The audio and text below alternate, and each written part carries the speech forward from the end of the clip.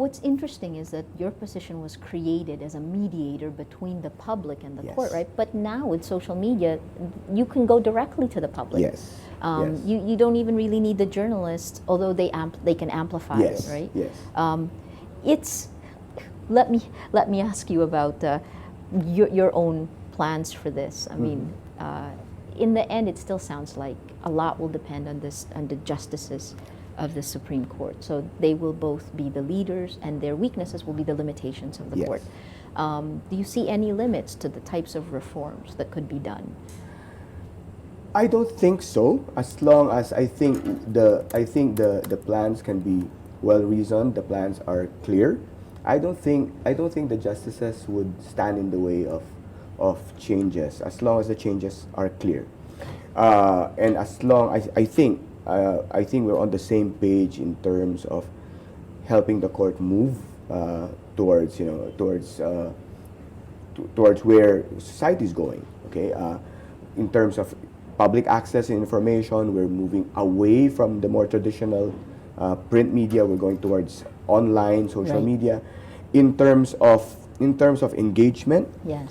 I think the perspective of dignified silence has I think sunk in a little. Even though at the start, I think there was rough sailing because the Chief Justice really didn't explain what she thought dignified silence should be. Right. Okay, but I think it's becoming clear that in terms of the public engagement on political issues, on economic issues, on governance issues, the court needs the detachment, needs the space Yes. to be able to think, to be able to decide, to be able to discuss among themselves, to argue among themselves, to debate, to fight, Yes. and then come up with a decision in the proper case. And that's where that silence helps. That's where the dignified silence helps. So in terms of the traditional role of the three branches of government, screaming at each other. So the court would rather say, no, we're not taking part there, Right. because we're going to be asked to To resolve judge. Yes. something Correct. that these two or other people will be fighting about. And if we do engage, it would be an official engagement. So in terms of the court's engagement with, let's say, the executive or legislative branches, it's an official engagement, meaning cases are brought before the court involving acts of the executive or legislative branches. The court has to engage, but it engages by way of its decisions, Yes. by the written word, the written opinion of the court. That's its engagement. It won't engage outside. That's why if I am asked, what is the court's position on this, I will say no comment. Why? Right. Because there's no opinion yet. Right. There's no decision yet. There's no action by the court yet. Okay? So in that way, that's where dignified silence comes in. It helps the court detach itself, figure out what's going on, listen to what's going on, listen to everything that's going on, and then retreat Right. in that little space that they have and say, okay, what do we do? Okay, how do we decide this? And that's where they have the creativity, the luxury, the flexibility to debate, to try out new ideas, to try out new theories, without necessarily being bound by a position Right. that essentially has been forced upon it because they had to engage. So, by your definition, was the guy who held your position before, Midas Marquez, the I'm former gonna- spokesman, was he talking too much? I'm going to answer that, Maria. I'm going to answer that. It was definitely a very different court, though. It was a different. It was much more engaged in a different way. Yeah. And just going by your definitions, I'll jump to conclusions. By going by your definitions, though, there is an irony isn't the right word. Two opposing forces there. You want dignified silence to buffer the court so it can make its decisions, but at the same time, you want to reach out to the public so the public can understand the Yes. court. How will you do this? Like, for example, will it be important for the Chief Justice to have a public persona? Will it be important that Filipinos know who she is, get a sense of her, the feel of her, or do you want her distanced? I mean, what's the? Okay. How do you put those opposing forces together? I think I would answer that on two levels. Okay. One, it's important that the people understand that there is a Chief Justice and there are 14 other justices, okay, who comprise one court, and that court is supposed to speak as one, using its decisions. Okay, so in that sense, the Chief Justice as an adjudicator should be read, not heard. When the Chief Justice is acting as an adjudicator with one vote, okay, she should be read, not heard. Okay. But when the Chief Justice is Interesting. talking as an administrator, because that is Yes. one role Yes. that none of the other justices have. The Chief Justice is an administrator as well, because the court is the overall administrator of the judiciary. Right. So she has to deal with judges. She has to deal with the entire judicial bureaucracy. Yes. So it's important that she's heard there. Because she leads She has the to entire lead system. the entire system. Yes. She has to communicate with judges. She has to let the judges know this is where we're going. Okay? So in that respect, she has to be heard. But when it comes to decision making, when it comes to adjudication, when it comes to her opinions in relation to the opinions of the 14 other justices, she should be read, not heard. But when it comes to the administrative aspect, when it comes to determining where the judicial branch is headed in terms of policy, I think it's important that judges also get to talk to her. Yes. Judges get to hear from her as to how problems can be solved, Yes. how problems can be avoided.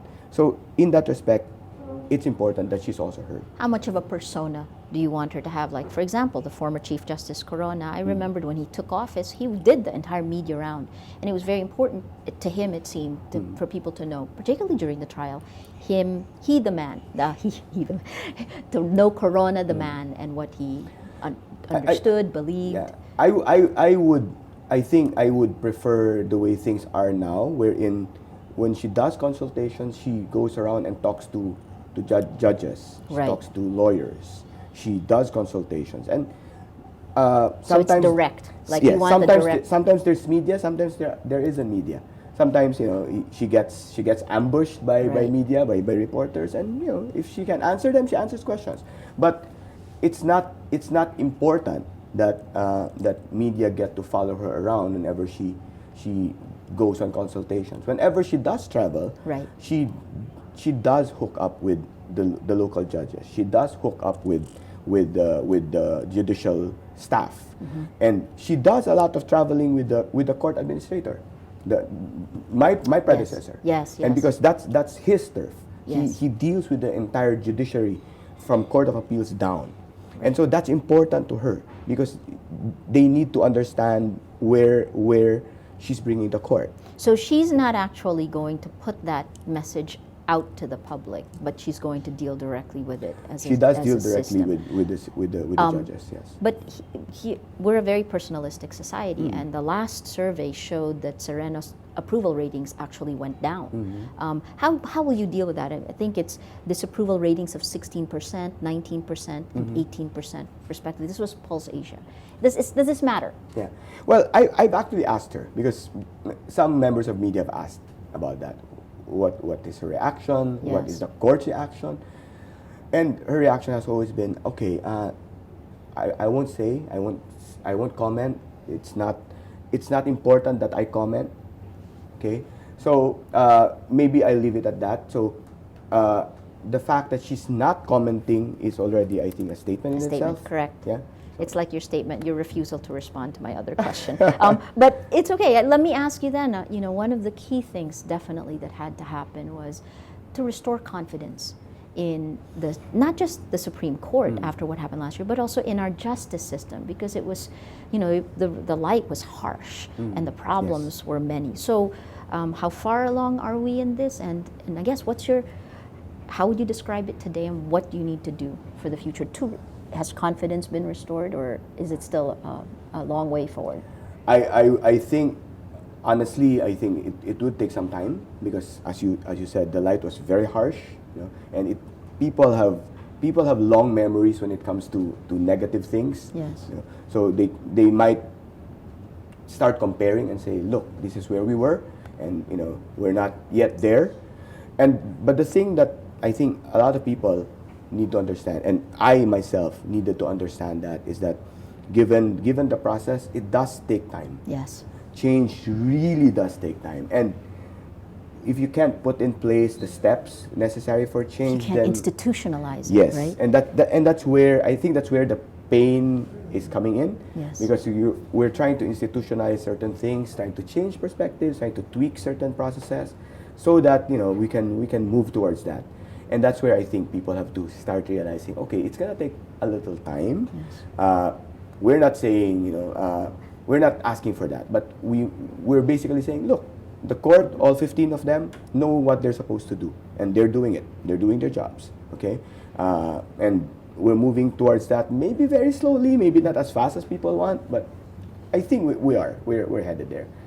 Fantastic. Teddy Te, thank you so much You're welcome. for joining us. It's fascinating. We're going to miss you, but good luck. Thank you. We've been speaking with the Supreme Court. Well, he's the spokesman for the Supreme Court, Teddy Te. Send him your questions. He is on Twitter. It's at Ted Te is where you can reach him. He talks directly to the people. If you have any other questions, please send it to us. We'll pass it along to him also. I'm Maria Ressa. Thank you for joining us on Talk Thursday.